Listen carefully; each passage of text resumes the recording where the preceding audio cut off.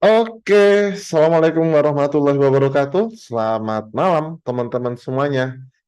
Jadi untuk malam hari ini, ya malam hari ini terima kasih yang udah hadir bagi teman-teman semuanya. Nah, malam hari ini adalah webinar pertama di semester 2 dari wpclub.id.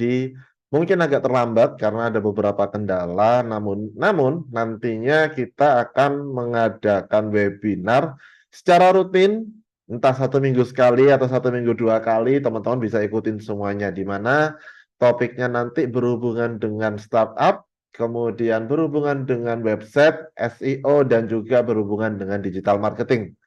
Harapannya bagi teman-teman yang mengikuti webinar, rangkaian webinar dari wpclub.id ini nantinya bisa mendapatkan ilmu yang menarik, bisa mendapatkan eh, pengalaman, dan saya harapkan sih teman-teman bisa mendapatkan relasi yang cukup banyak nantinya. Nah, sekedar informasi bahwasanya teman-teman yang sudah melakukan registrasi melalui website wpclub.id, silahkan mengajukan hosting gratis dari Dewa Web. Jadi seluruh peserta webinar dari wpclub.id dan juga member dari wpclub.id mendapatkan hosting gratis dari Dewa Web. Nah, seperti itu. Silakan nih sebelum saya panggil narasumber yang super kece pada malam hari ini, minta tolong dong siapa aja yang udah hadir malam hari ini di kolom komentar dan dari kota mana. Ya, ini saya lagi mencoba untuk live streaming tetapi rupanya tidak bisa. Yuk, silakan di webinar chat, silakan teman-teman mengisikan dari namanya siapa atau langsung aja hadir dari kota mana.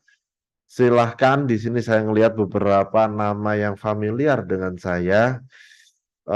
Ada Mas Bobby, CEO dari Krema, kemudian, pembicara saya untuk 2 minggu lagi, Mas Kori Renanda juga sudah hadir. Jadi nantinya teman-teman akan mendapatkan banyak sekali insight. Saya perkenalkan kepada circle dari wpclub.id. Eh, Mungkin dengan judul-judul yang tanda kutip out of the box. Jadi di setiap Selasa ini judulnya out of the box, di luar dari webinar-webinar umum yang teman-teman sering ikuti. Nah, oh, chat disable. Mohon maaf. Sebentar. Terima kasih. Terima kasih sudah diingatkan. Sebentar. Ini chatnya disable. Mohon maaf Mas Roni. Terima kasih sudah diingatkan. Everyone. Apakah sekarang sudah bisa? Everyone can check list. Nah, attendee can chat with everyone. Sorry. Baru Baru, nah Mas Hibat hadir, thank you. Terima kasih Mas Hibat. Mas Hibat dari mana ya? Saya lupa. Mas Hibat lagi di Bandung atau di Bogor?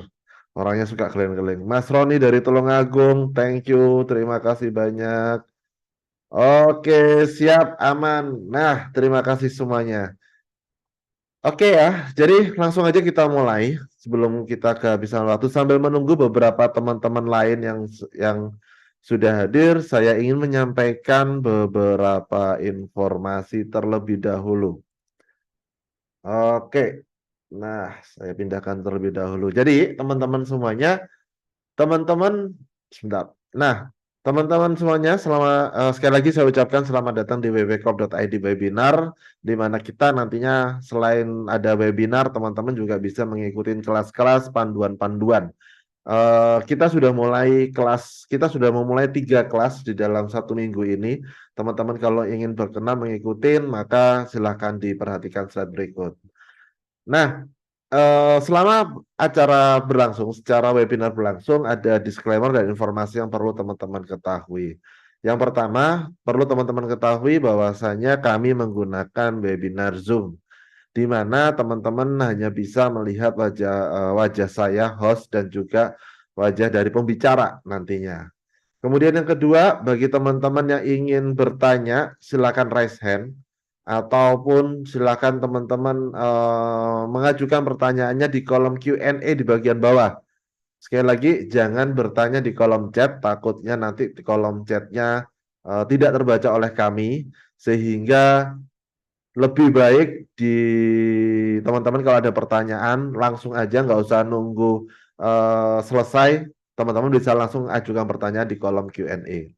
Kemudian yang ketiga, nah webinar ini kami rekam dan rekamannya nantinya akan kami sampaikan kepada teman-teman sesuai dengan setelah kami lakukan editorial dan juga penambahan breakpoint, poin-poin yang sangat daging istilahnya. Nah, webinar pada malam hari ini saya dibantu oleh salah satu bisa dikatakan senior di dunia startup, salah satu orang yang tanda kutip seringkali muncul di berita-berita, terutama di berita-berita Jawa Timur, yaitu Mas Afrizal N. Baharza. Yang bersangkutan akan membahas mengenai bangun sistem bisnis untuk bisa mandiri.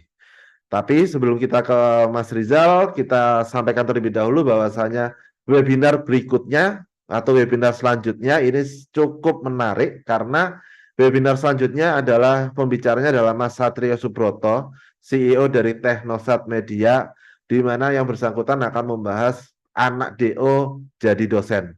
Jadi kalau teman-teman mengenal Mas Satrio, sekarang Mas Satrio sudah mulai berprofesi menjadi dosen. Oke.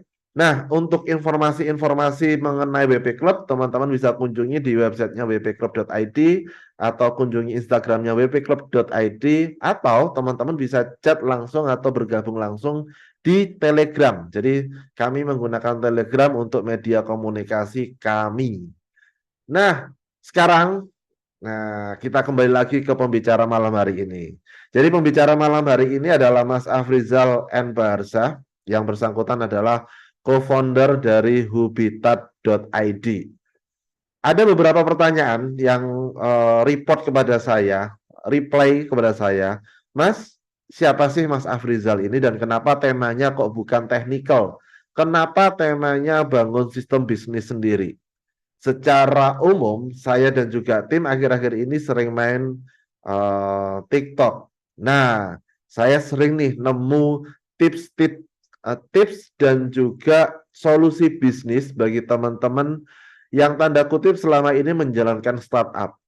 Teman-teman yang selama ini menjalankan bisnis UMKM sendiri atau bahkan teman-teman yang selama ini bermain freelancer dengan job-job tertentu, nantinya teman-teman bisa bertanya tips dan triksnya untuk membangun sistem bisnis sendiri dengan Mas Rizal. Nah, tidak panjang lebar, saya panggil Mas Rizal. Selamat malam Mas Rizal. Halo, selamat malam semuanya. Nah, gimana Mas kabarnya? Alhamdulillah masih keren dan ceria, Mas Adi. Oke, masih keren. Dari dulu selalu keren dan ceria. Nah, oke. Nah, ini dari Mas Adi teman-teman di sehat, Mas sini. Adi. Ya, sehat Mas. Alhamdulillah. Walaupun cuaca panas, tetapi karena saya di dalam ruangan dingin terus, AC nyala. Nah, Iya, teman-teman iya. semuanya silakan di kolom chat siapa yang sudah kenal Mas Rizal dan siapa yang belum kenal Mas Rizal. Sambil nunggu beberapa yang mungkin sudah kenal dengan Mas Rizal. Saya ingin tanya-tanya dulu Mas Rizal sebelum kita mulai ke materi dari Mas Rizal sendiri. Mas Rizal, eh ini di sini disebutkan kita ngomong background profiling sampean. Mas Rizal sendiri di sini co-founder dari Hubitat.id, langsung aja. Nah, Mm-mm. mungkin banyak teman-teman nih, banyak rekan-rekan semuanya, para pelaku UMKM, startup, dan teman-teman freelancer yang masih belum mengenal Hubitat.id. Bisa dijelaskan mengenai Hubitat.id, Mas? Oke, Habitat.id ini sebenarnya masih baru, jadi satu perusahaan yang kemarin saya rintis sama beberapa teman. Backgroundnya sih dari berawal dari dulu ketika di perusahaan sebelumnya itu saya menemukan banyak apa ya, banyak satu satu problem yang umum ditemui oleh UMKM, yaitu mereka itu seringkali, jadi sekarang itu UMKM itu sudah banyak sebenarnya yang udah naik kelas ya, sebenarnya udah masuk ke bisnis kecil lah, nggak menengah bahkan udah banyak. Tapi mereka kesusahan untuk ngeluarin apa ya, menarik dirinya dari bisnisnya sendiri. Maksudnya dalam artian bisnis itu sangat tergantung sama si owner itu. Nah, dari situ Habitat ini kemarin kita lagi menjajaki beberapa program yang tujuannya adalah menghadirkan capability dari sebuah corporate atau sebuah perusahaan yang udah jalan untuk bisa dipakai di UMKM. Jadi saat ini sebenarnya kita masih dalam tahap riset. Kita udah ada akan ada program juga, insya Allah kalau tidak ada aral melintang kita akan hadir di Surabaya. eh, itu programnya ada yang publik, ada juga yang private untuk saat ini. Jadi seperti itu sih tujuan kita bikin Habitat kemarin adalah bagaimana kita memberikan kapabilitas sebuah korporasi itu bisa dimiliki oleh usaha-usaha usaha kecil yang sekarang udah mulai tumbuh itu Mas. Kemarin kita Oke, juga jadi pernah bikin event di Jakarta Mm-mm. juga Mm-mm. untuk inisial di Jakarta sama Malang kemarin satu program publik yang kita laksanakan bareng Mas Adi juga yang di Malang ya. Yep, yep, Eh, betul. yang di Jakarta itu hari bulan Juni kalau nggak salah kayak gitu. Nah, insya Allah kalau nggak minggu ini, minggu depan kita akan bikin satu program di Surabaya, Mas. Insya Allah. Nah, Mas, kalau dari Hubitat sendiri, kita ngomong bisnis terlebih dahulu. Hubitat ini sebenarnya cakupannya adalah para pelaku bisnis itu sendiri ya, mengedukasi para pelaku bisnis untuk tanda kutip naik kelas. Basicnya sih secara gampang itu kita akan ngomong bisnis kita itu konsultasi bisnis, konsultasi manajemen. Sorry, konsultasi Oke, manajemen. Jadi bagaimana kita bisa bukan hanya pendidikan sebenarnya, tapi kalau teori dan kawan-kawan itu kan udah banyak gitu kan. Nah, kita juga mau menghadirkan banyak nih tools-tools sebenarnya yang biasa dipakai di perusahaan yang udah jalan itu biasa dipakai itu belum dipakai di UMKM. Nah, kita mau kasih hal-hal seperti itu. Contoh mungkin yang kemarin saya kan lagi bangun TikTok juga ya di yep. Sam.Tipen. Nah, itu banyak request ketika saya iseng aja ngeluarin kayak KPI gitu ya. Ternyata banyak yang tertarik di situ dan mereka pengen tahu nih gimana sih nerapinya, terus di fase kayak gini tuh nerapinya harus kayak gimana, terus cara set up target yang benar itu yang kayak gimana. Ya hal-hal sebenarnya kalau pengalaman saya di perusahaan yang berjalan itu sebenarnya hal-hal basic yang simple ternyata saya baru tahu banyak teman-teman di UMKM itu yang belum mengenal itu. Nah, itu Habitat itu punya tujuan mengenalkan itu ke mereka nantinya, Mas. Jadi seperti bootcamp. Jadi bukan hanya edukasi, tapi juga training dan juga bimbing mereka. Kurang lebihnya seperti itu, Mas Rizal. Kurang lebih seperti itu, Mas. Jadi untuk yang Oke. workshop paling kita publik, untuk beberapa klien juga yang private juga ada. Oke, Mas. Nah, pertanyaannya menarik nih. Kalau misalnya Mas Rizal ini adalah tanda kutip konsultan, Hmm. otomatis mengetahui dong sekarang perkembangannya seperti apa. Nah, Hmm. kalau Perkembangan apa misalnya nih? perkembangan UMKM, kemudian kemarin yang sempat rame masalah bangun bisnis afiliasi dan lain-lain, kan sekarang sudah mulai banyak startup UMKM bisnis-bisnis yang tumbuh. Nah, Hmm. kenapa Mas Rizal menganggap bahwasanya bisnis ini masih belum bisa mandiri? Jadi kebanyakan gini ya, kalau kita lihat wave di awal-awal entrepreneurship itu dikenalkan secara masif di Indonesia, itu kebanyakan adalah gimana caranya jualan gitu kan. Kayak Oke. mungkin teman-teman di sini banyak gimana caranya jualan online, pakai SEO, SEM dan kawan-kawan gitu kan. Nah, sebenarnya itu udah ada hasilnya gitu kan, pertumbuhan orang-orang yang masuk ke dunia digital untuk mereka menjual produk baik itu jasa maupun produk jadi ya itu udah masif banget sekarang. Nah, Kalau kita dari teori dari bisnis Harvard review itu ada 5 step perusahaan. Jadi perusahaan yang pertama, step pertama adalah mereka adalah eksis dulu kan, ada dulu. Setelah ada, baru mereka masuk ke stage 2 yaitu ke fase survive. Bagaimana mereka tetap bisa bertahan.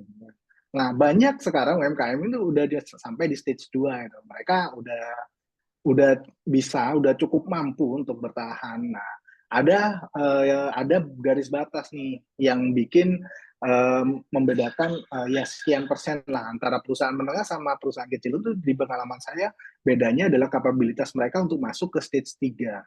Stage 3 ini adalah growth. Nah, growth ini cara apa namanya? Cara pengelolaan bisnisnya itu udah beda banget sama yang di stage 2 gitu loh. Kalau kita mau growth misalnya, gampangnya kayak gini deh. Kita sekarang terbiasa untuk melayani 1.000 pembeli gitu loh dengan orang yang seada kita masih bantu, masih cover. Nah, kalau kita mau growth misalkan, mungkin nggak kalau bisnis kita ini tiba-tiba handle 10.000 gitu. Ya kan? Kalau bisa akan jadi bagus, kalau nggak bisa akan jadi hancur gitu loh. Karena impact apa ya 5.000 orang yang nge-review negatif sama 1.000 orang yang itu kan, katakan dari 1.000 20% biasanya komplain itu kan. Nah kalau 10.000 20%-nya itu kan berarti 2.000 orang yang 2000. komplain, 200 dibanding 2.000 gitu. Nah, kita beneran punya capability nggak di situ? Nah, hal-hal itu yang sebenarnya secara basic itu mesti disiapin kayak gitu sehingga pemilik bisnis owner itu udah bisa lebih bebas untuk mikirin hal-hal yang strategi. Oke, itu tadi baru nomor 3, nomor 4 dan nomor 5-nya, Mas? Oh iya, nomor 4 itu adalah setelah growth nih, ya kan. Kalau kita teman-teman tahu mungkin ya soal product life cycle gitu kan. Ketika kita growth kita berhasil, kita akan di fase maturity. Sorry, take off. Take off ini Oke. adalah fase growth yang udah mulai signifikan banget. Ya kan. Fase take off ini biasanya udah segalanya itu berlangsung cepat. Gitu loh. Kalau keputusan itu diambil lama masih nunggu owner itu nggak akan bisa gitu. Nah, ketika dari take off masuk yang terakhir, yang fase terakhir yang kelima adalah maturity. Maturity inilah banyak perusahaan korporasi itu udah di fase maturity. Jadi mereka itu udah owner itu bahkan mungkin nggak dikenal sama level manager gitu. Oke, Kayak oke, gitu. oke. Nah, ini Mas Rizal ada presentasi yang mau disampaikan kah? Ada sekitar 200 Oke. slide ini Mas sampai jam 12 boleh ya Mas? Oh, nggak ada masalah, Mas. Saya unlimited, Mas. Teman-teman juga paling suka ini, Mas. Yuk, waktu dan tempat saya serahkan ke Mas Rizal. Silakan, Mas Rizal. Bentar. Saya setting dulu. Nah, yuk teman-teman. Ada Mas Meisya Ardi dari Sidoarjo. Kemudian ada Mas Doni Al-Hadi. Mas, aku izin live sebentar untuk untuk setting itu Siap. ya. Ya, nah sambil menunggu Mas Rizal setting ulang. Jadi teman-teman materi kali ini dibawakan Mas Rizal ya tujuannya itu tadi. Mas Rizal tadi sudah menyatakan step-step dari perusahaan kita kalau ingin menjadi mandiri. Nah, dari informasi Mas Rizal tadi saya bisa tanda kutip mengambil mengambil kesimpulan bahwasanya kita itu perlu yang namanya mengkoreksi dari sistem bisnis kita. Kalau misalnya teman-teman freelancer nih, nah kalau teman-teman freelancer, apakah teman-teman freelancer ini mencapai tahap yang di mananya? Nanti teman-teman bisa tanyakan nih ke Mas Rizal. Yuk, sudah Mas?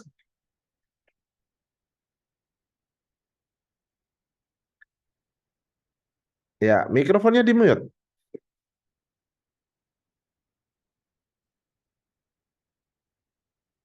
Yuk, nah Jadi sambil nunggu Mas Rizal, saya ingatkan nanti teman-teman yang belum melakukan klaim untuk hosting dari Dewa Web, jangan lupa untuk chat Telegram atau DM Instagram dari wpclub.id. Nantinya kita kirimkan by email. Nah, waktu dan tempat saya serahkan kepada Mas Rizal. Silakan Mas Rizal. Terima kasih Mas Adi. Oke teman-teman, jadi sebenarnya bangun sistem bisnis itu nggak yang apa ya, nggak yang terlalu rumit ya, karena saya yakin sudah banyak yang melakukan, cuman kadang nggak didokumentasi gitu. Nah, hal-hal kecil yang kadang kita remehkan itu akan menyusahkan kita ketika nanti kita akan mau pindah stage nih, mau masuk ke stage yang ketiga yang growth tadi.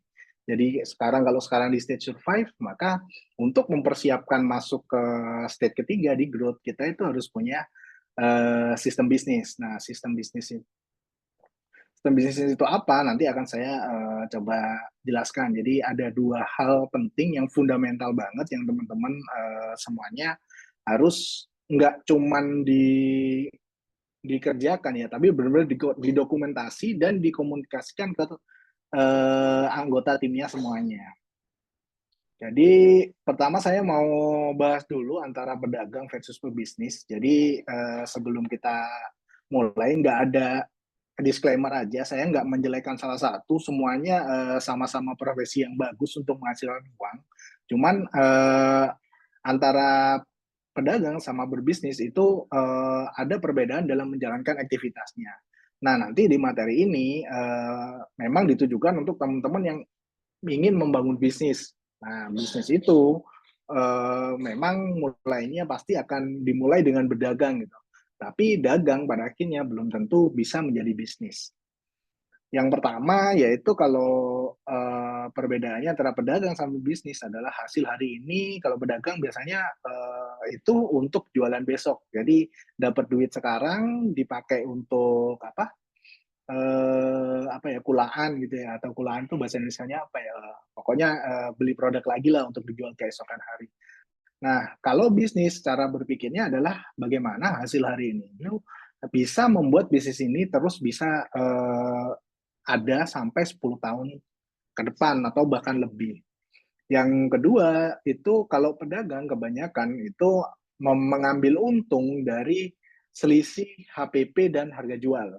Jadi tergantung nih suppliernya, kita bisa dapat supplier murah nggak ya?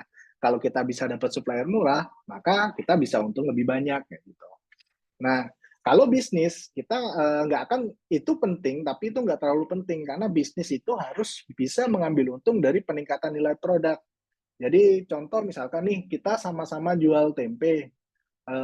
Nah, ketika kita ngomongin bisnis, kita harus bisa bikin misalkan tempe itu dibikin kalau apa namanya ada rasa-rasa gitu, misalkan rasa barbeque dan kawan-kawan gitu.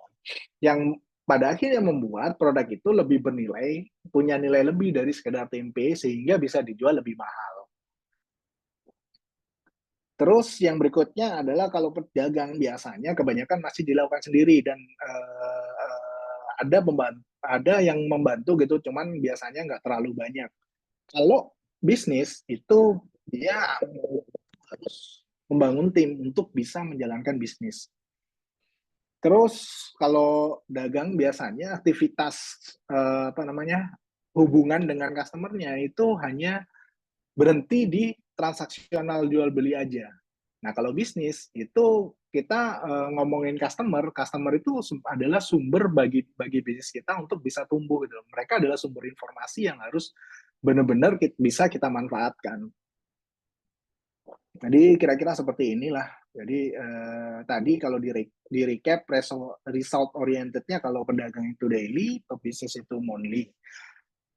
Main profit generatornya itu kalau pedagang dari supplier, kalau pebisnis itu dari value creation. Fokusnya kalau pedagang itu bagaimana kita bisa bertahan besok. Kalau pebisnis, bagaimana bisnis ini bisa bertahan selamanya. Delegasi timnya kalau pedagang ya tadi nggak terlalu, bahkan hampir nggak ada. Kalau pebisnis harus hampir semuanya. Jadi yang bisnis ownernya itu udah mikir yang strategik aja.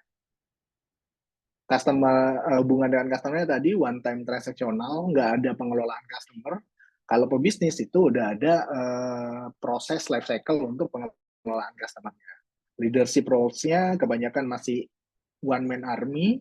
Nah, kalau di bisnis itu mereka hanya banyak mikir atau banyak nyentuh soal strategis. Jadi eh, kalau teman-teman misalnya kita mau bertransformasi nih menjadi pebisnis, maka kita ada empat mindset yang saya pelajari dari bertemu banyak banyak orang-orang bisnis itu. Yang pertama adalah kita harus berani untuk bikin goals jangka panjang dan punya strategi untuk mencapainya. Jadi goals ini bukan soal penjualan gitu, bukan cuma soal kita akan kaya, gitu. Tapi bagaimana bagaimana sih bisnis itu nantinya misalkan 5 tahun atau 10 tahun atau bahkan 20 tahun itu bisa berperan di dunia, berperan di masyarakat. Mereka akan bisnis ini akan punya manfaat apa gitu selain menghasilkan manfaat untuk para shareholder-nya. Yang kedua tadi tingkatkan keuntungan dengan nilai produk. Jadi kalau kita bisa membuat value produk, kita bisa create value, itu nantinya kita nggak akan punya ketergantungan sama supplier, gitu.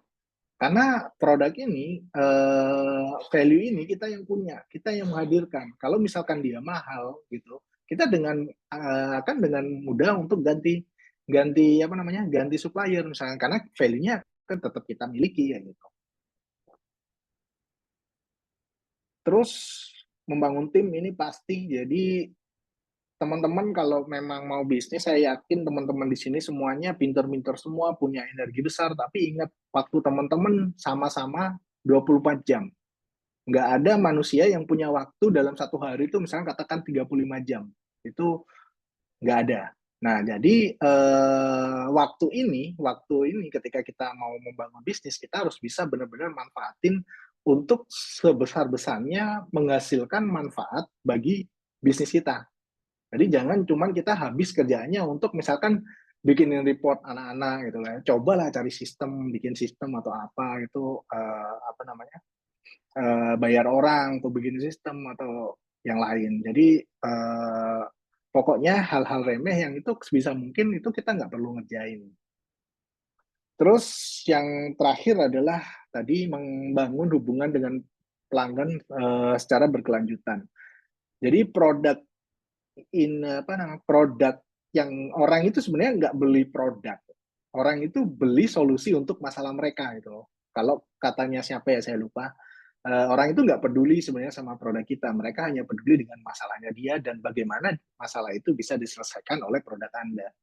Nah, customer ini harus kita kelola karena mereka adalah sumber informasi, sumber data yang bisa kita manfaatkan untuk perencanaan bisnis ke depan.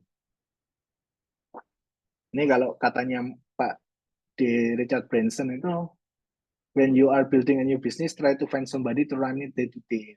Agar kita bisa punya lebih banyak waktu untuk melihat gambaran yang lebih besar.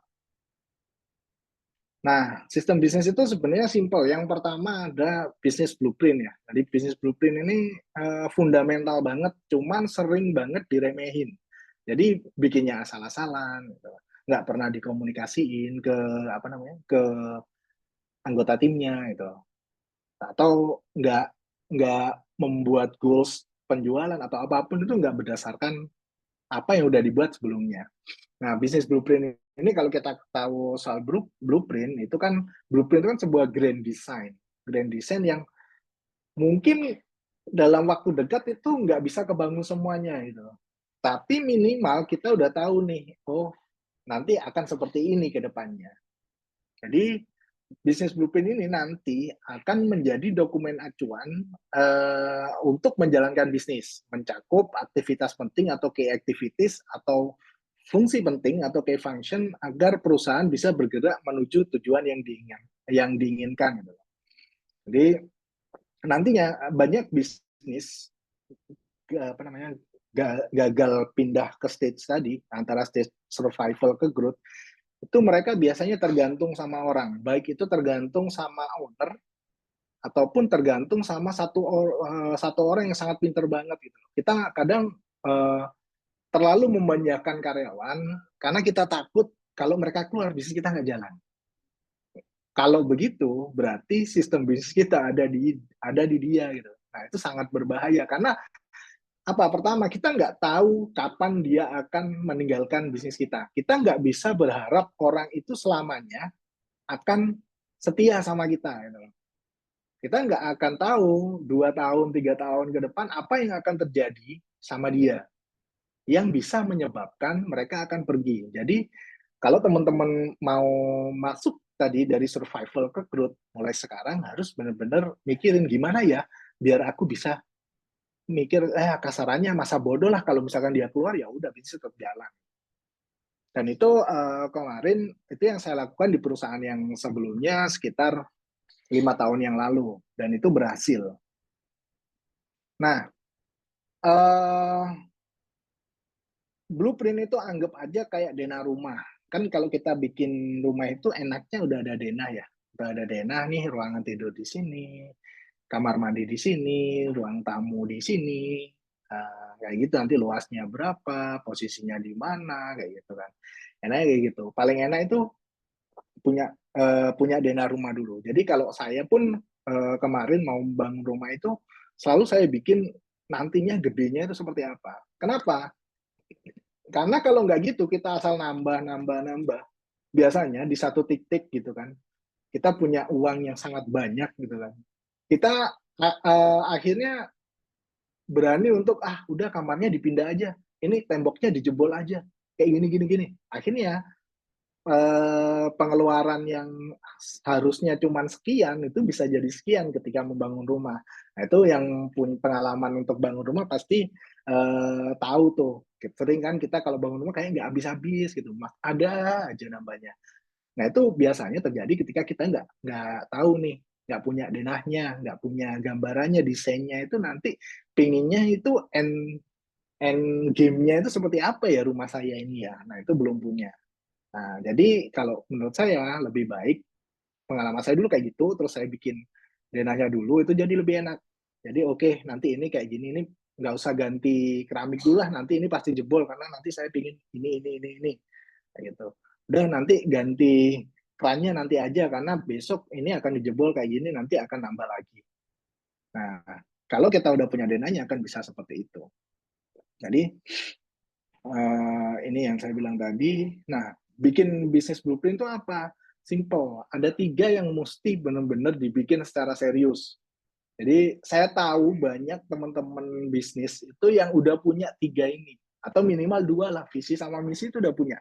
Tapi ketika bikin itu cuman biasanya ada yang cuman asal, wah pokoknya kelihatan keren lah. Tapi nggak merasuk di hati itu. Setelah itu ada yang benar-benar bikin dia itu udah merasuk di hati gitu ya, wah aku pengen ini pengen itu tapi nggak pernah disampaikan sama ke timnya akhirnya timnya ya nggak tahu perusahaan ini mau kemana gitu. Jadi nggak perlu panjang-panjang mungkin teman-teman udah paham ini apa. Nah visi kalau kita ngomongin visi itu kan sebenarnya kayak kalau kita mau pakai peta Google Map itu misalnya GPS itu misalkan kita mau ke titik A gitu kan kita kan nentuin nih kalau kita nggak nentuin kan kita nanti bingung nih mau kemana akhirnya jawabannya terserah terserah terserah gitu. Nah bisnis itu anggap aja kayak bis ketika bis ini tahu tujuannya tujuan akhirnya misalkan ke katakan ke Semarang gitu maka rutenya udah akan terlihat gitu. Oh kita mau ke Semarang mau happy happy.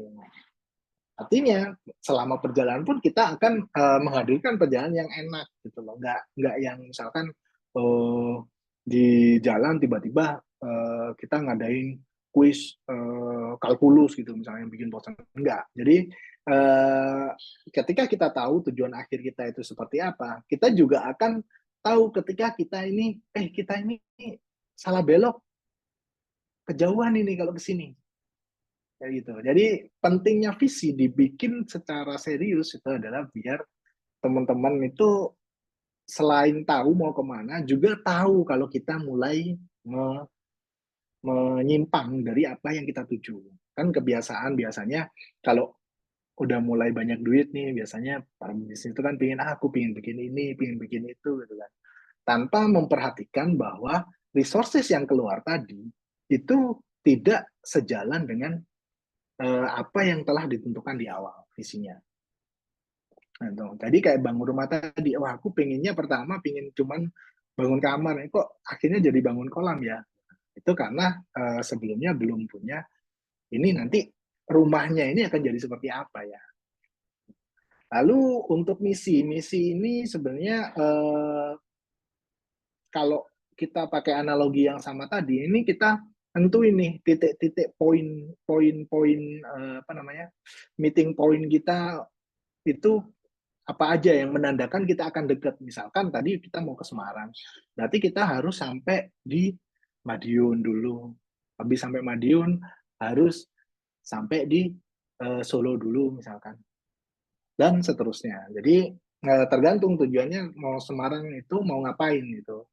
Jadi misi ini adalah satu titik-titik kecil yang harus kita capai, yang ketika satu tercapai itu akan membuat kita lebih dekat lagi dengan visi yang kita uh, ingin kejar itu. Oh ya, visi misi ini ketika kita punya dan kita kasihkan ke anak anggota tim kita, misalnya ke karyawan kita, orang-orang yang punya tujuan yang sama, mereka pasti akan memberikan segalanya untuk bis ini bisa sampai ke misinya. Misalkan nih, oh dia tahu kita mau ke Semarang, kita akan berhenti di Madiun sama Solo. Aku pingin ke Solo, ya udah aku mau ikut sama kamu. Ayo tak bantu apa caranya nanti mau apa namanya patungan bensin, mau gantian nyetir, oke tak bantu. Yang penting aku bisa sampai Solo. Gitu. Jadi satu hal yang tadi ketika kita nyambungin soal karyawan nggak selamanya di kita itu, kita harus menyadari bahwa karyawan itu pada satu titik itu pasti mereka akan punya tujuan mereka sendiri. Gitu. Yang penting ketika mereka selama mereka di sini itu mereka juga bisa ikut kontribut ke perusahaan untuk sampai ke tujuannya kayak gitu. Jadi visi misi ini penting untuk teman-teman sampaikan ke anggota tim, bikin mereka benar-benar paham perusahaan ini mau kemana. Gitu. Biar pada akhirnya mereka akan recall apakah aku menuju ke arah yang sama.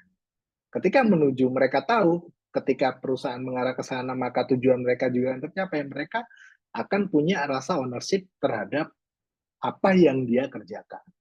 Jadi kalau di tempat saya kemarin, itu ketika kita membangun visi misi itu, kita kan 5 tahunan pasti setup visioning. Itu pasti kita akan ngumpulin banyak dream-dream dari teman-teman anggota tim gitu. Dream-dream itu kita kumpulkan, kita formulasi sama tujuan perusahaan dan kebutuhan perusahaan sehingga akhirnya jadilah sebuah visi yang bisa yang secara umum disepakati oleh internal perusahaan itu bahwa visi ini ketika kita menuju ke visi ini maka visi seluruh karyawan yang ada itu pasti akan ikut bisa tercapai. Jadi pentingnya visi misi ini ada, didokumentasi dan disampaikan itu adalah yang tadi. Jadi anggota tim itu biar tahu juga apakah aku akan nyampe ke tujuanku kalau visi ini selesai. Nah, yang berikutnya adalah values. Values ini adalah culture perusahaan ya. Nah, culture perusahaan ini dibentuknya biasanya dari founder DNA. Jadi teman-teman yang business owner itu kalau teman-teman mau merenung pasti akan tahu beberapa apa namanya karakteristik yang ada di diri teman-teman itu bahwa oh aku kemarin sukses itu karena ini loh. Nah hal itu harus di apa namanya di di diekstraksi untuk kemudian menjadi sebuah sebuah pernyataan culture.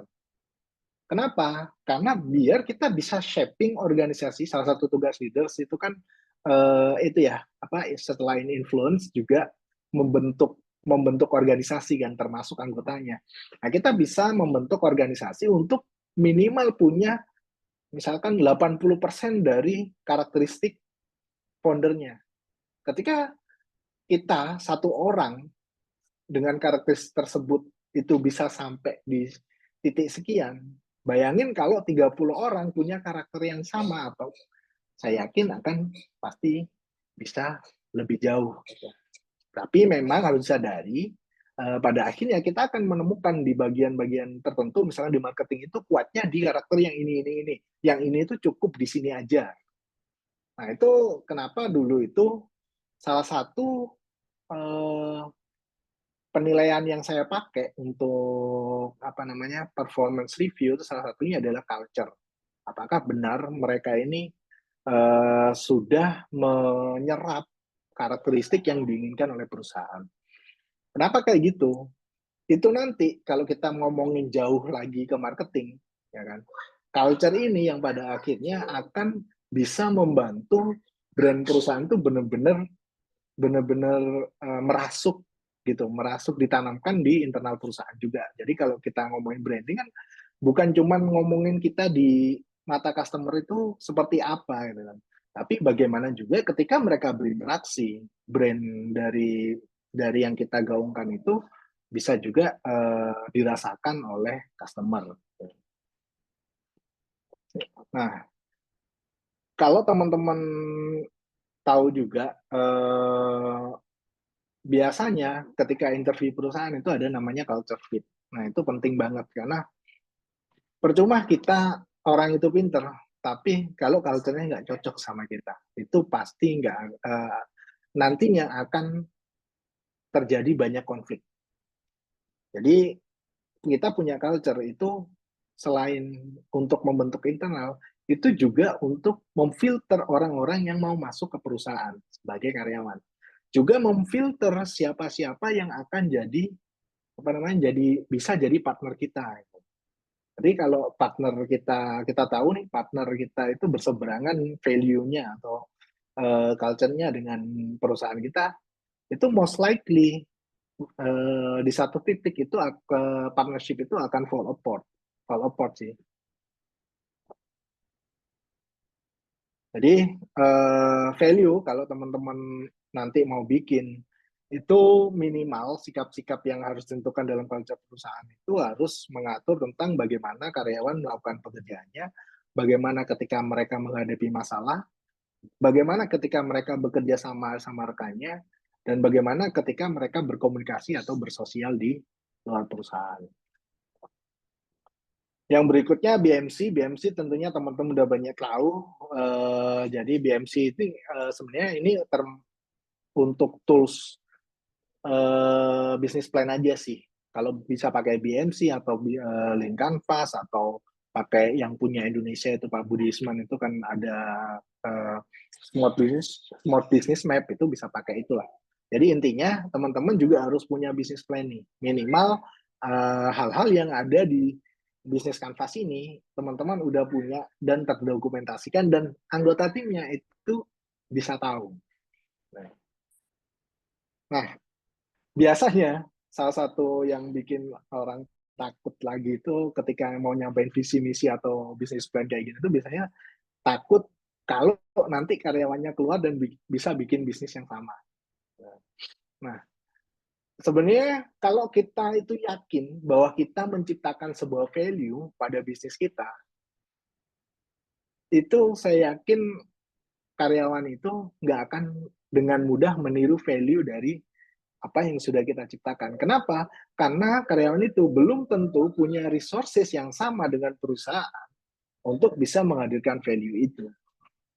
Makanya ketika kita mau bikin value di perusahaan pun, kita harus memperhatikan apakah value itu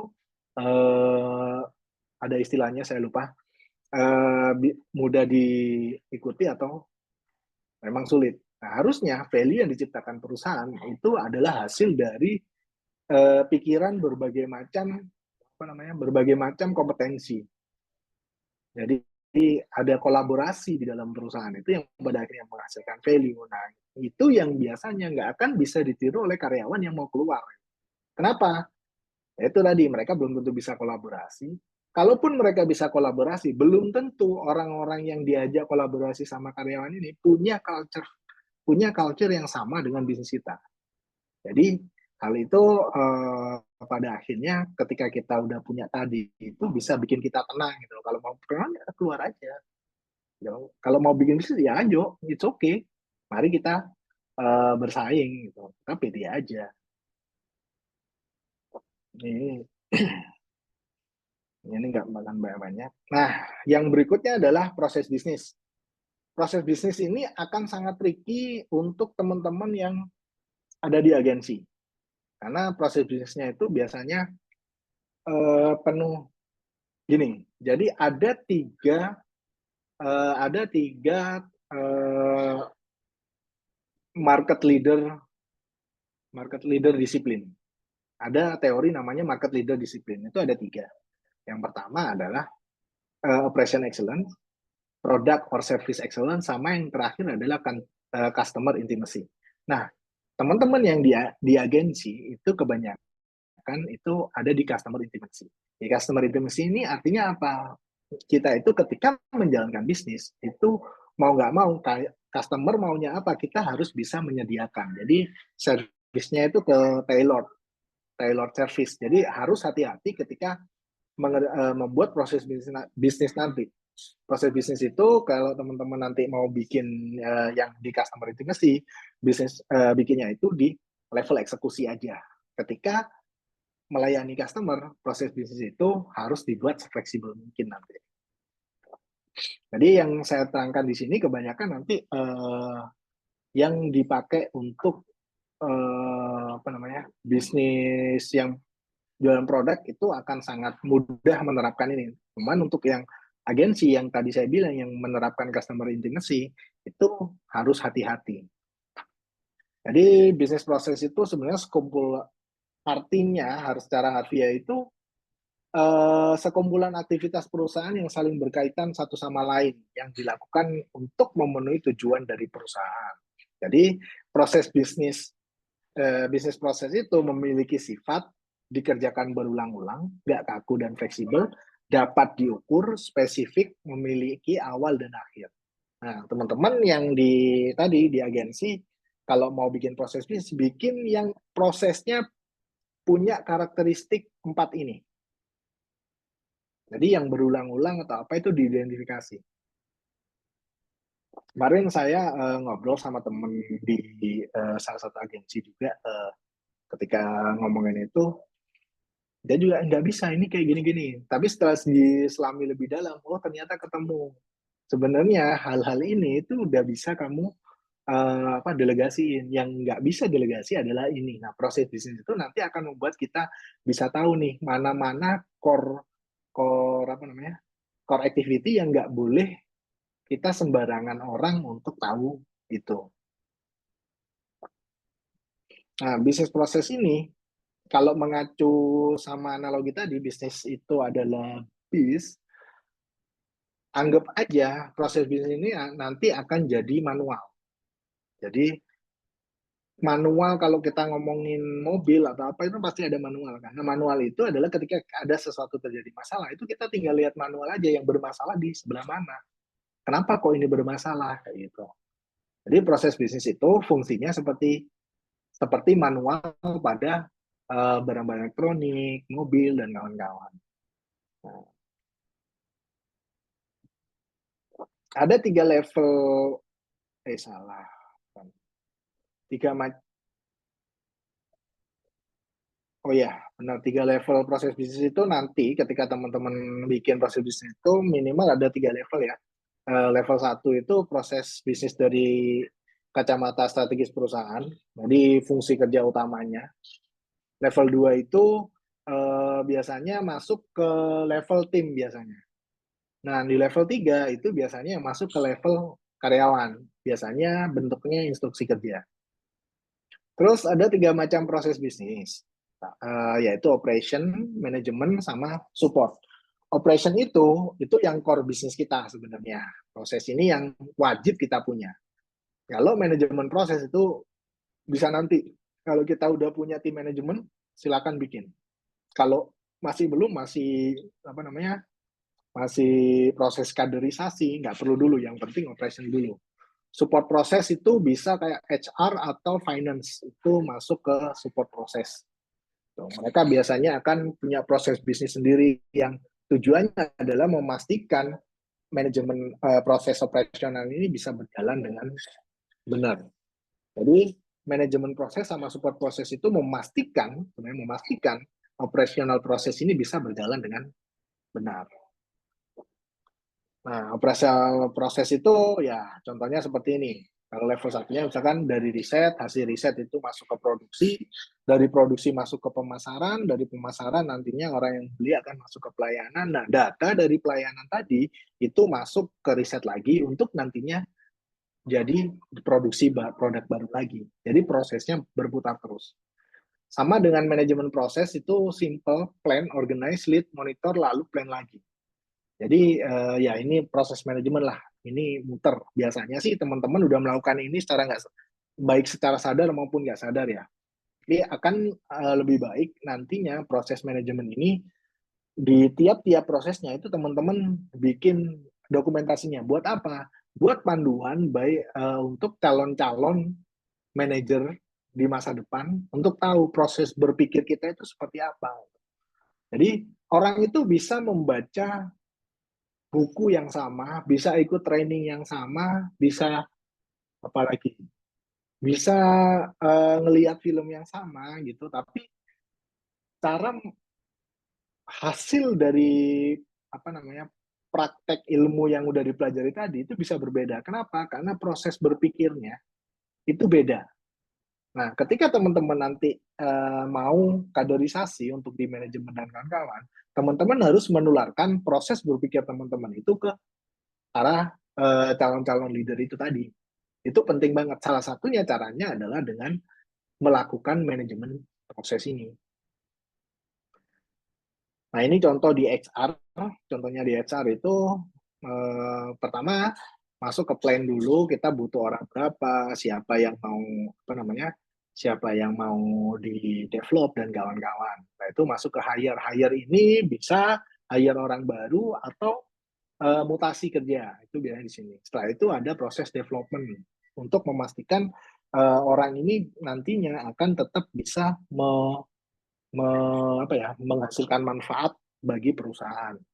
Baru setelah itu akan ada appraisal atau penilaian. Setelah hasil penilaian itu balik lagi ke plan. Jadi muter kayak gitu. Satu hal di bisnis di support proses ini yang penting itu adalah di proses develop. Proses develop ini sangat-sangat penting.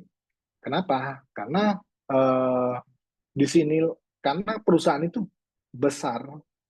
Jadi eh, perusahaan itu besar,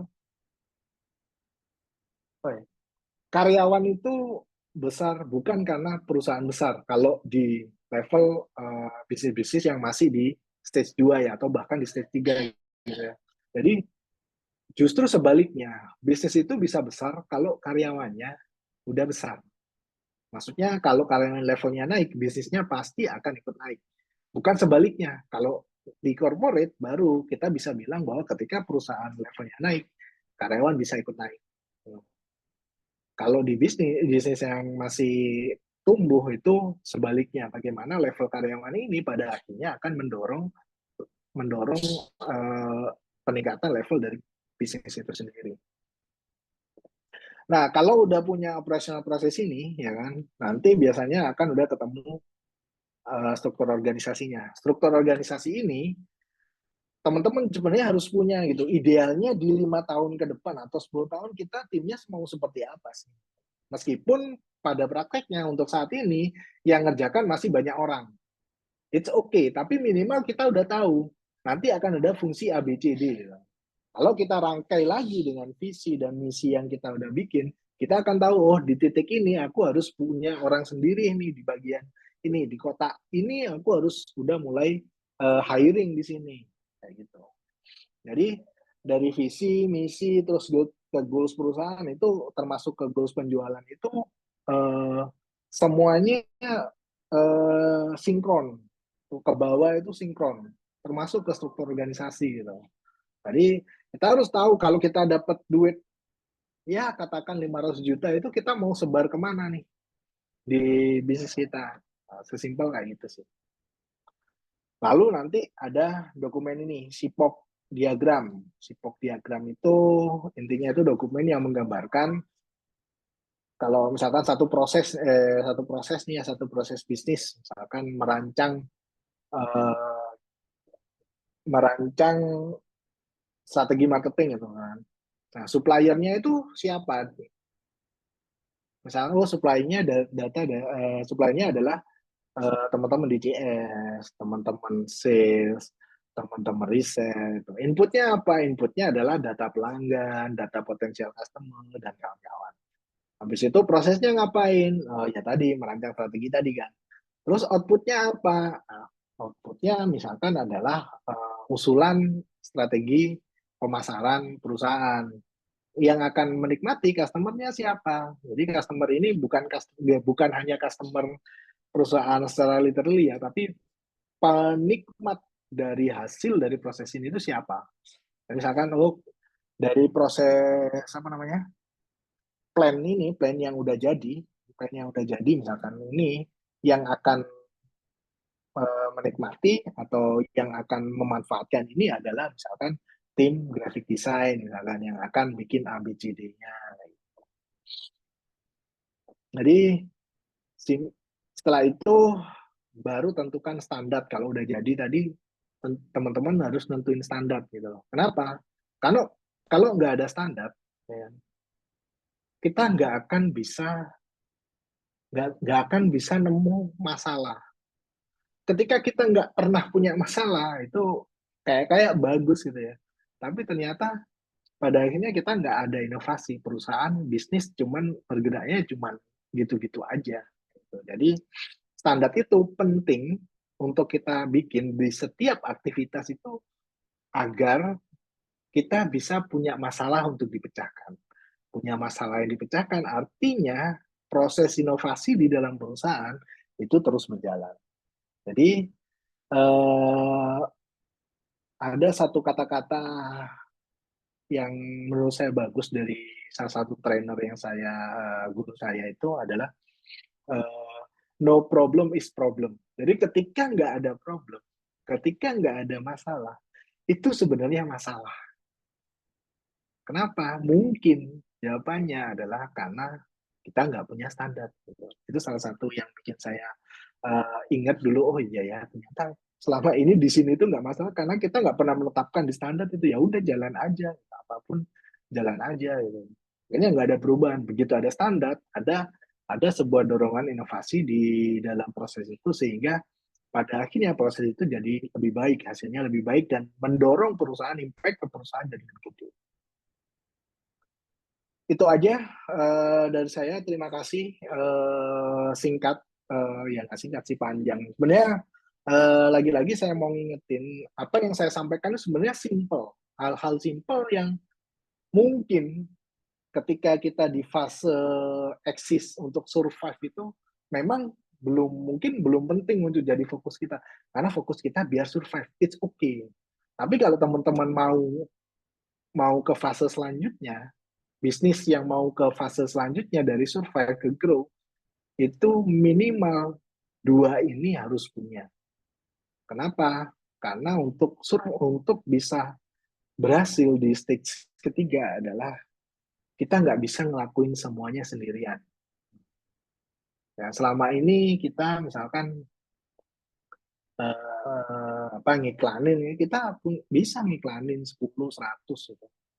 Tapi kalau tiba-tiba kita grow nih, iklan kita berhasil dapat 1.000, kita masih kuat nggak ngelakuin itu sendiri ya. Kayak gitu sih. Jadi mungkin kita pinter, mungkin kita punya kekuatan yang gede, kita wes nggak pernah sakit gitu. Tapi ingat waktu itu sama-sama 24 jam semua orang. Jadi itu yang harus kita perhatikan. Itu dari saya, semoga bermanfaat. Monggo kalau ada pertanyaan, terima kasih. Oke, nah saya saya tadi perasaan ada perlu teman-teman koreksi ya di presentasinya Mas Afrizal itu nomor WhatsApp-nya kurang satu angka ya. Oh iya, kalau kurang 8 Mas. Kurang angka 8-nya delapannya kurang. itu. 8-nya iya. Iya, kurang angka delapannya. Jadi nanti kalau misalnya cari Mas Rizal, paling update itu ada di TikTok-nya dan juga di Instagram-nya. Instagram-nya update Reels-nya cukup rutin akhir-akhir ini. Kemudian kalau TikTok, nah kalau TikTok follow aja satu video yang bersangkutan sekarang udah sampai 4.000 5.000 views ngalah-ngalahin video saya. Setidaknya videonya Mas Rizal berkelanjutan teman-teman semuanya dan video tersebut tanda kutip teman-teman bisa ajukan komentar. Setiap komentarnya nanti akan dibalas dengan video lagi. Jadi teman-teman bisa bisa mendapatkan informasi yang utuh kalau teman-teman follow TikTok yang bersangkutan. Karena apa? Karena masing-masing slide-nya Mas Rizal kalau misalnya berdasarkan pengalaman saya Mas Rizal itu merangkum kurang lebih 4 buku saya. Jadi yang tadi bahas bisnis versus apa tuh bahas tentang perusahaan, Mas Rizal membahas tentang buku The Invisible Company. Di dalamnya juga ada. Kemudian bahas mengenai persiapan startup, ketika teman-teman mau bikin bangun usaha, kemudian interview calon, ada di buku bisnis idea. Jadi kurang lebih nanti teman-teman bisa ngikutin aja rekamannya Mas Rizal. Tapi Mas, di sini ada 7, ya, ada 7 pertanyaan. Nantinya akan saya bacakan. Teman-teman kalau ada pertanyaan di kolom Q&A, silakan ajukan pertanyaannya. Nantinya akan dijawab oleh Mas Rizal pertanyaannya. Ya, saya stop dulu share screen-nya Mas Rizal. Oh iya, iya. Bentar. Oke, sudah di stop Mas? Ya. Silakan. Nah, oke, jadi ada beberapa pertanyaan Mas Rizal. Yang pertama, ini kenapa pertanyaannya semuanya tidak mau menyebutkan nama? Anonymous. Pak, apakah freelancer termasuk kategori mana, pedagang atau pebisnis? Karena mungkin di sini teman-teman di sini banyak yang tanda kutip freelancer, pembuatan website, kemudian berjualan, mungkin afiliasi dan lain-lain. Nah, kalau dari pertanyaan slide awalnya Mas Rizal tadi ada pedagang versus pebisnis. Kalau freelancer sendiri sebenarnya menurut Mas Rizal ini masuk kategori mana sih? Tergantung ya. Jadi kalau kita mau selamanya sendiri, mungkin kita akan masuk ke pedagang yang menurut saya juga nggak apa-apa kalau memang misalkan mau seperti itu. Tapi kalau kita sekarang sebagai freelance nih, kita udah mikirin nih 5 tahun ke depan aku harus kayak gini gini gini. Nanti yang aku lakuin adalah A B C D meskipun belum spesifik ya. Itu bisa jadi nanti di 2 tahun atau 3 tahun kita bisa bertransformasi jadi bisnis. Jadi bisnis itu awalnya memang dagang. Oke, Nanti pada akhirnya biasanya akan uh, pecah. Gitu. Ada yang jadi pedagang besar, ada yang untuk membangun apa yang udah dibangun tadi jadi sebuah bisnis. Jadi oke, kalau menurut saya itu justru freelance sekarang masih masih masih di titik awal nanti terserah Mas Mas atau Mbak itu boleh nanti menentukan yang kayak gimana gitu kan. nah, untuk bisnis sendiri, ini mungkin pertanyaan umum ya. Sepengetahuan Mas Rizal atau mungkin dengan teman-teman circle-nya Mas Rizal, bisnis itu butuh modal nggak sih? Definisi modal ini cash value atau modalnya modal apa? Sebenarnya yang dibutuhkan dalam bisnis itu apa? Kalau ngomongin kita mau bisnis itu ya, saya sebenarnya belum punya eh, belum bisa menjawab itu apakah butuh uang, tentu butuh di satu titik gitu kan. Tapi saya rasa menurut saya kalau kita mau ngejalin bisnis ya mulai aja dari apa yang yang kita bisa dulu. Ketika jalur yang kita udah rangkai, kita udah lakuin itu satu titik itu pasti akan ketemu. Nah, enaknya kalau kita udah punya visi dan misi tadi, kita itu bisa tahu gitu loh. Oh, ini yang aku butuhkan itu A. Yang aku, oh ada tawaran misalnya, oh tawaran ini udah cocok nih buat aku. Oh, tawaran ini nanti bikin aku belok nih, kayak gitu. Nah, ini mungkin akan menjawab juga di pertanyaan yang ini, mana yang lebih dilakukan? Tim yang, bukan, bukan gitu. Tadi ada Ini opportunity. Bagaimana jika tim bagaimana kerja ya mencapai tujuan? Nah, ini tricky kayak gitu. Jadi sekaligus menjawab yang tadi ada yang tanya sebelumnya kerja di mana. Saya sebelumnya adalah CEO dari Jagoan Hosting, Mas. Kayak gitu. Jadi eh, waktu itu banyak banget opportunity yang ditawarkan ke kami gitu. Tapi karena kita udah punya tujuan itu, kita akhirnya ngitung impact-nya ini ke visi ini itu seberapa besar ya. Gitu. Kadang yang terjadi dan pengalaman saya kemarin di salah satu yang saya perusahaan yang saya konsult itu kayak opportunity-nya itu gede diambil. Ternyata setelah dijalani itu cost yang dikeluarkan itu lebih gede yang pada akhirnya memakan bisnis utamanya. Pada akhirnya bisnis utamanya ini ada di ujung tanduk. Nah, itu yang menurut saya tricky. Jadi kalau ada opportunity lain kita harus pinter-pinter nih. Apakah benar nih impact-nya akan gede sama bisnis kita? Effortnya gede nggak? Effortnya gede nggak? Jadi ada tools namanya itu effort versus impact metric. Saya biasanya selalu pakai itu. Jadi kita dari itu kita bisa nentukan ini seberapa besar impact, seberapa besar effort. Kalau impact gede, low effort pasti saya kerjakan langsung. Kalau impact-nya gede, effortnya kecil, effortnya gede juga, maka biasanya yang saya lakukan adalah saya pilah-pilah. Oh ini berarti yang jangka panjang nih. Kita pilah-pilah dulu pekerjaannya. Opportunity-nya itu kita pilah-pilah. Kita tentukan timing yang tepat untuk mengambil opportunity itu. Terus kalau ternyata impact-nya kecil, effort-nya gede, ya nggak usah ngapain. Kalau impact-nya kecil, effort-nya kecil, nah itu biasanya itu nggak ngaruh gitu. Nggak usah kita lakuin juga nggak apa-apa. Jadi kalau pertanyaan di satu titik itu ada kita melihat ada opportunity baru yang itu menggiurkan, maka saya nggak bisa menjawab apakah nggak ada jawaban definitif memang apakah harus diambil atau enggak karena yang tahu konteksnya nanti adalah Mas atau Mbak sendiri yang punya bisnis tujuannya itu benar nggak. Nah, untuk caranya silakan pakai tadi tentukan aja effort sama impact-nya beneran gede nggak.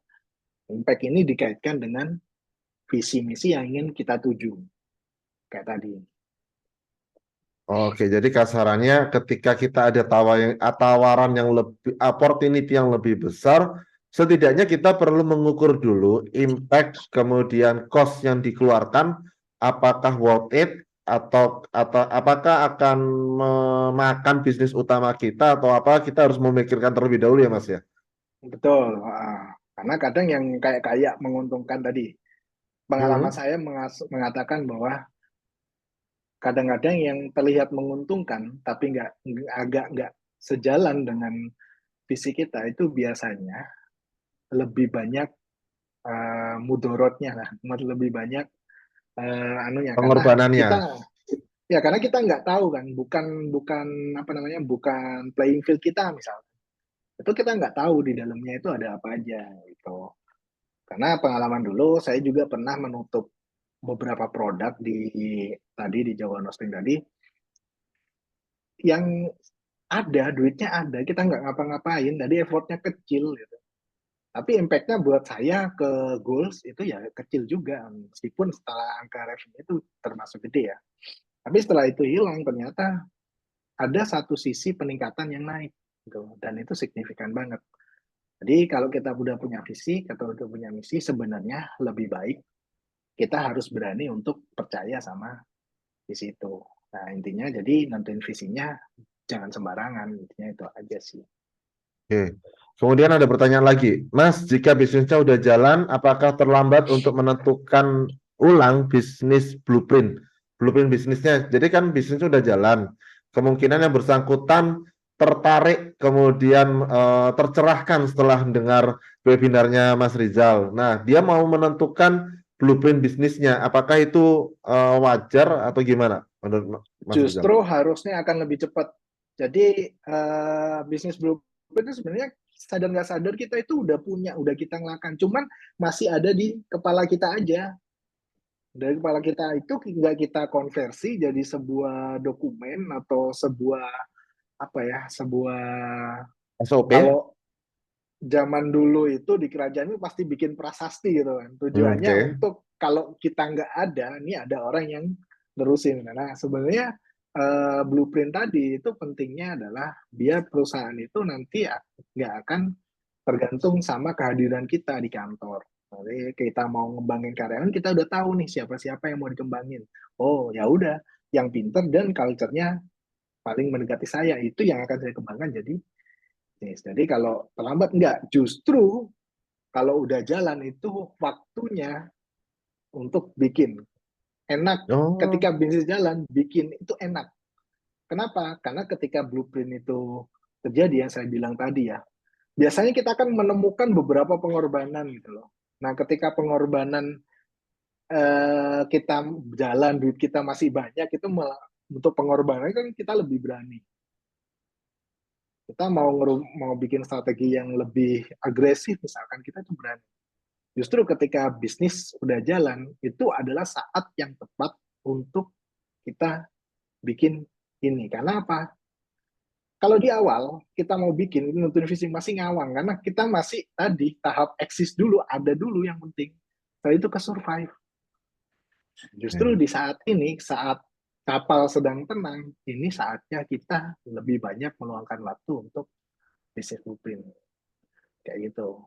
Kita mau ngelakuin gambling-gambling atau betting-betting yang agak high risk misalkan dari akibat dari penentuan visi yang kita bikin, kita it's okay, kita masih punya safety net. Kasarannya seperti itu. oke, lanjut ke pertanyaan selanjutnya.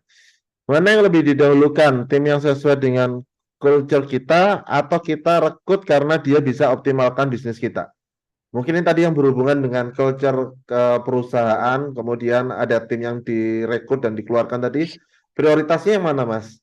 Cari orang yang sesuai dengan culture-nya kita, tapi mungkin karena dia masih tahap belajar atau dia udah tahap sukses tapi kita rekrut.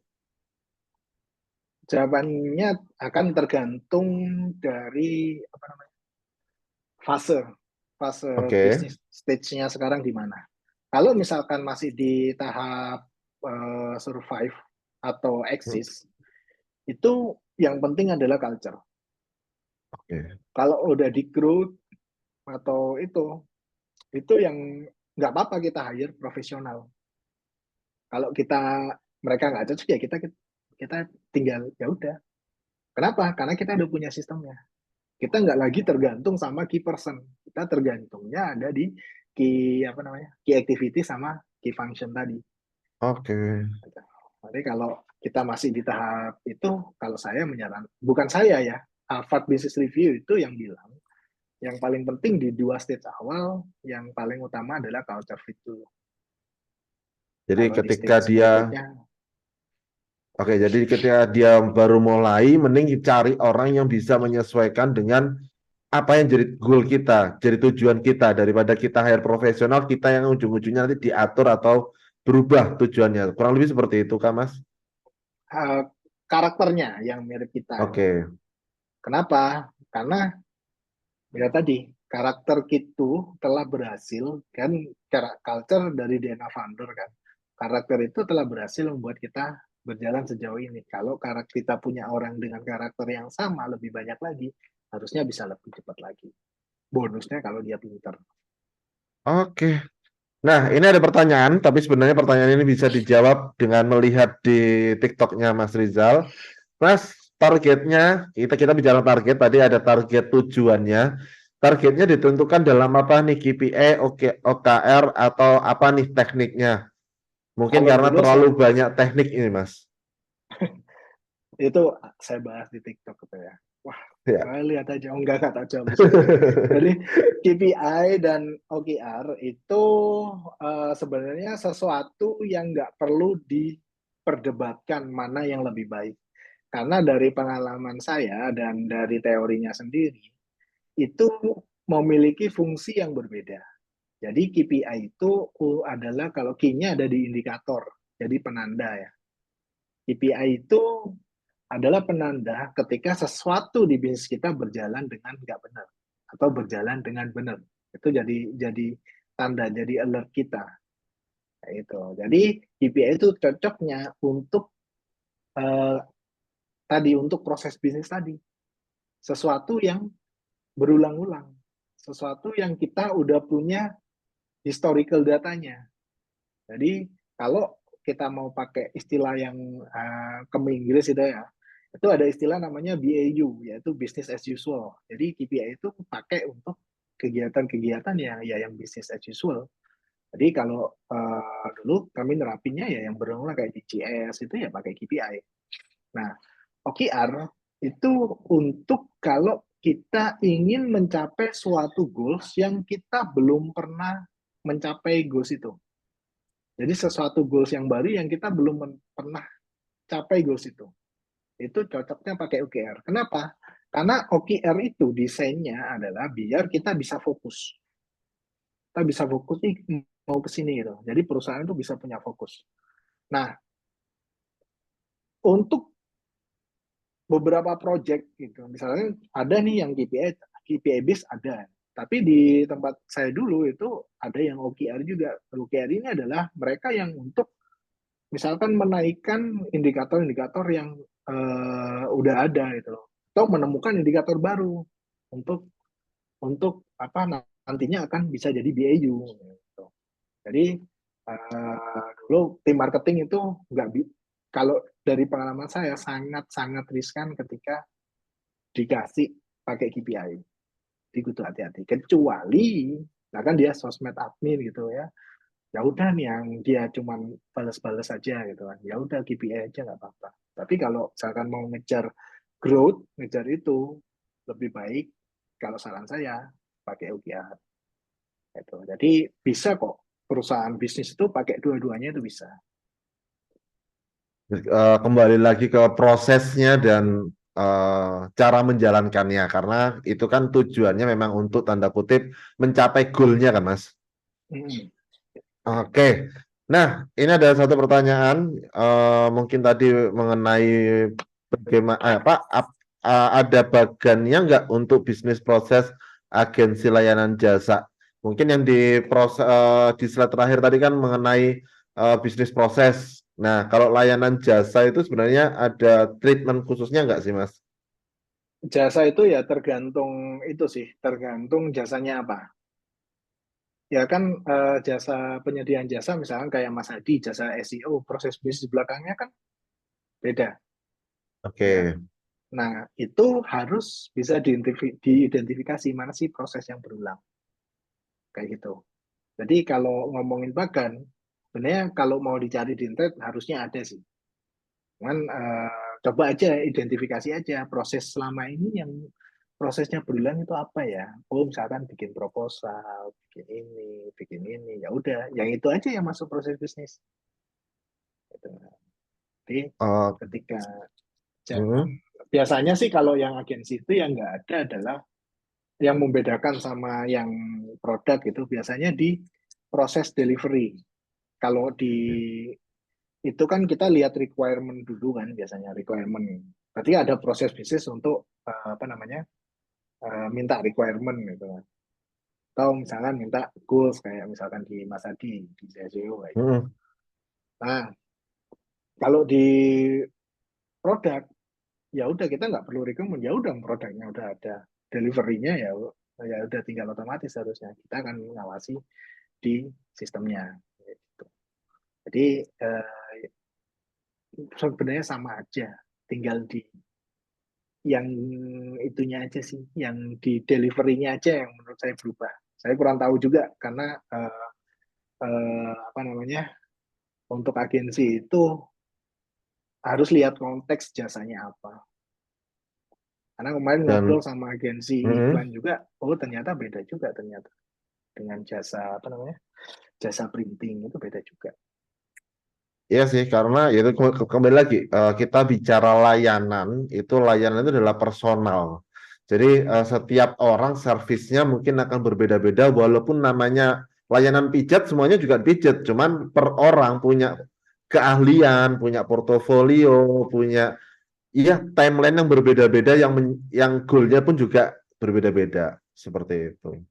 Nah, dari Mas Ardi di Sidoarjo, jika sudah membuat visi dan misi BMC dan lainnya, namun masih stuck dan nggak ada perubahan.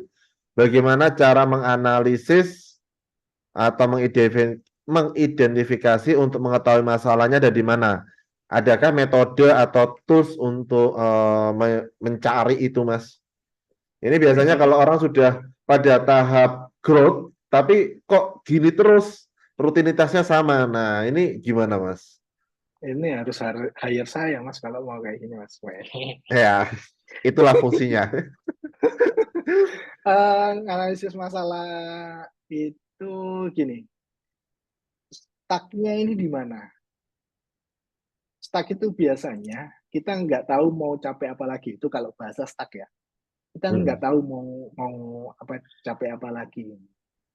Kalau standar yang kita tentukan misalkan udah kecapai, itu kita bisa bilang stuck.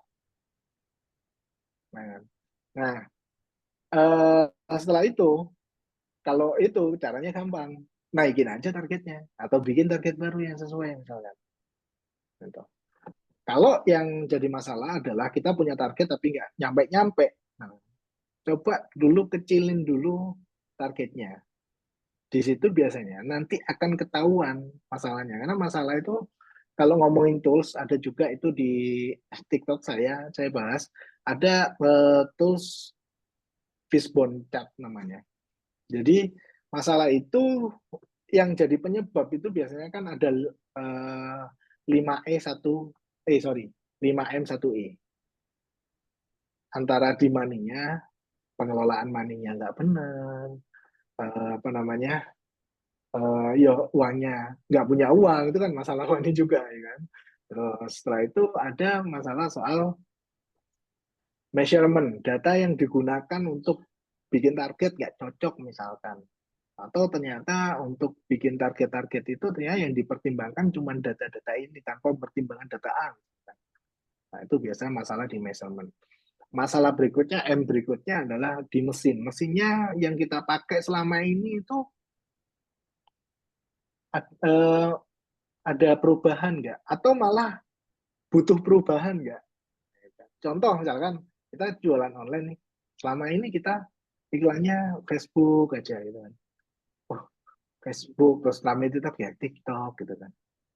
Ya udah, kita ternyata nggak berhenti, cuman berhenti di dua channel ini aja tanpa menambah channel-channel lain yang biasa dilakukan oleh perusahaan lain. Misalkan channel offline, pameran, atau apa, atau misalkan buka toko atau apa gitu kan. Nantinya kan muncul challenge baru kan di situ yang harus kita pecahkan. Jadi terkadang itu tadi, kalau mesin ternyata kita butuh perubahan. Nggak cukup kalau online toh, kita harus nambah sesuatu baru. Gitu kan. Itu contoh kalau mesin. Berikutnya adalah metode. Metodenya yang jadi masalah, SOP-nya keliru atau nggak dilakukan sesuai SOP dan kawan-kawan. Atau ternyata metode kita nggak best practice, kita ngakal-ngakal ini kakean gitu, terlalu banyak ngakalin gitu. Nah, kan? Itu masalah di metode. Apa tadi, many, oh yang terakhir ada di man, people. People-nya, ya kan, banyak kan, saya pernah dulu sempat merasa stuck. Masalahnya ada di saya, karena saya nggak berkembang ilmunya. Akhirnya yang saya lakukan adalah saya coba cari guru, itu belajar ke orang yang lebih pengalaman. Itu akhirnya banyak hal-hal baru yang akhirnya saya dapat. Jadi men ini biasanya orangnya masalahnya di orang yang nggak capable, orang yang nggak bisa dipercaya dan kawan-kawan. Hanya ada di situ. Atau kadang juga kita menempatkan orang yang salah, orang yang benar di posisi yang salah. Atau orang yang salah di posisi yang benar. Saya itu.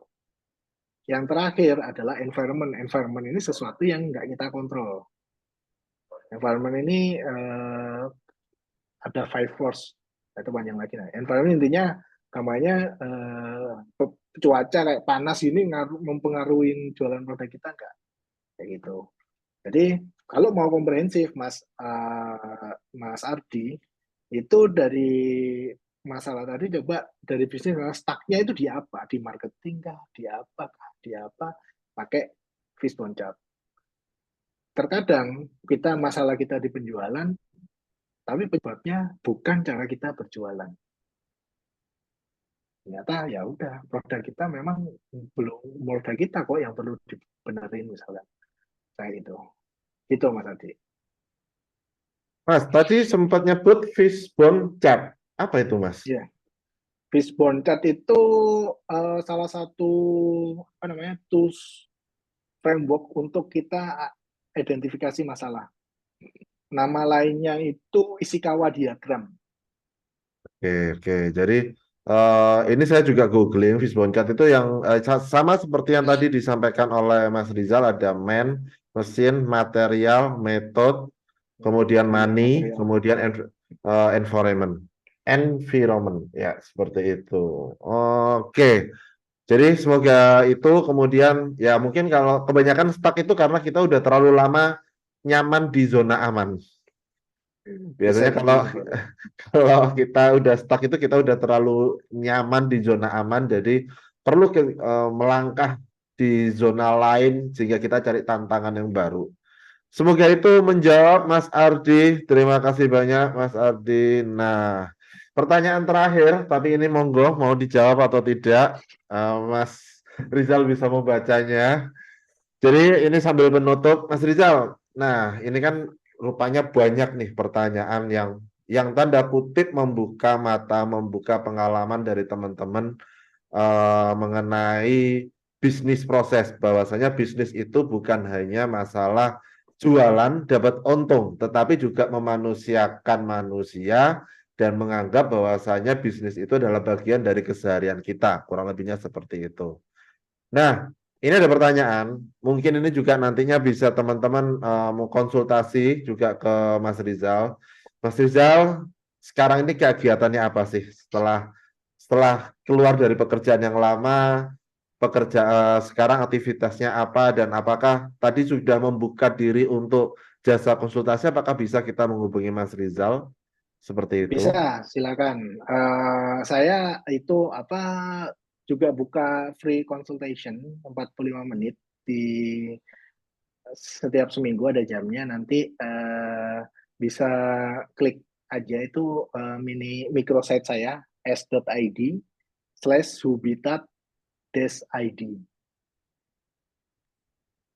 Jadi Jadi teman-teman itu kalau misalkan pingin s.id ngobrol-ngobrol, slash Hubitat.id.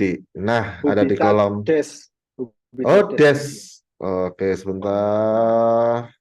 S.id slash Hubitat-id. Nah, jadi teman-teman silakan cek itu aja. Atau paling gampang, sebenarnya paling mudah dan tanda kutip biar kita, kalau konsultasi cuma 45 menit saja free. Tapi kalau pengen long time consultation, teman-teman jangan lupa follow aja TikToknya sam.tipen. Di situ teman-teman bisa balesin dengan komentar-komentar pertanyaan, nantinya akan di stitch atau di replay dengan video oleh Mas Rizal, sehingga teman-teman langsung dapat recordingnya, langsung bisa menerapkan apa aja saran-saran dari Mas Rizal. Nah, sebagai penutup, Mas Rizal, ada yang mau disampaikan kepada teman-teman yang sedang hadir malam hari ini atau yang nantinya akan lihat rekaman ini? Silakan Mas Rizal. Itu aja. Aku pengen gatel pengen jawab Mas Willy. Setelah resign dari CEO, kegiatan saya Mas. Kegiatan saat Silakan, ini silakan. bikin TikTok Mas. Ya, itu. Jadi itu ya, follow Sam Datipan. atau Ya, pakai jadi IG saya itu Bars ya. Itu untuk kata-kata terakhirnya buat teman-teman, eh, eh, bisnis blueprint maupun proses bisnis ini adalah sesuatu hal yang akan sangat dibutuhkan ketika nanti teman-teman akan masuk ke fase growth. Jadi tinggal diidentifikasi aja sekarang kira-kira fasenya itu sampai mana. Nah, bisa dicicil mulai sekarang. Jadi yang penting adalah saya yakin tadi yang saya bilang semua itu sebenarnya udah ada nih di sini. Nah, itu yang perlu ditranslasikan ke dalam sebuah dokumen lah yang pada akhirnya disampaikan ke anggota tim yang pada akhirnya anggota tim itu bisa memahami apa yang ada di kepala teman-teman para business owner yang pada akhirnya mereka bisa belajar untuk mencoba menjadi tangan, menjadi kaki, menjadi telinga, menjadi mulut pelan-pelan. Mereka bisa mulai untuk menjadi sosok baru, sosok pemimpin dalam bisnis itu. Jadi jangan dipikir terlalu apa ya, terlalu susah sistem bisnis karena itu simple banget sebenarnya. Tinggal kita mulai aja untuk dokumentasi itu. Pentingnya cuman dua. Apa yang dua yang saya sampaikan tadi adalah salah satu bentuk cara untuk mendokumentasikan kerangka berpikir teman-teman para business owner itu ke dalam sebuah dokumen yang pada akhirnya bisa nantinya diduplikat oleh anggota tim teman-teman. Seperti itu. Terima kasih, semoga bermanfaat. oke, terima kasih banyak Mas Rizal. Sampai jumpa di pertemuan atau webinar selanjutnya. Nantinya dengan tetap dengan Mas Rizal. Ya, oke, makasih Mas Rizal dan teman-teman semuanya. Jadi jangan lupa bahwasanya nantinya kita masih ada webinar selanjutnya. Webinar selanjutnya nantinya dengan Mas Satrio Subroto. Pembahasannya cukup unik, yaitu anak dropout jadi dosen.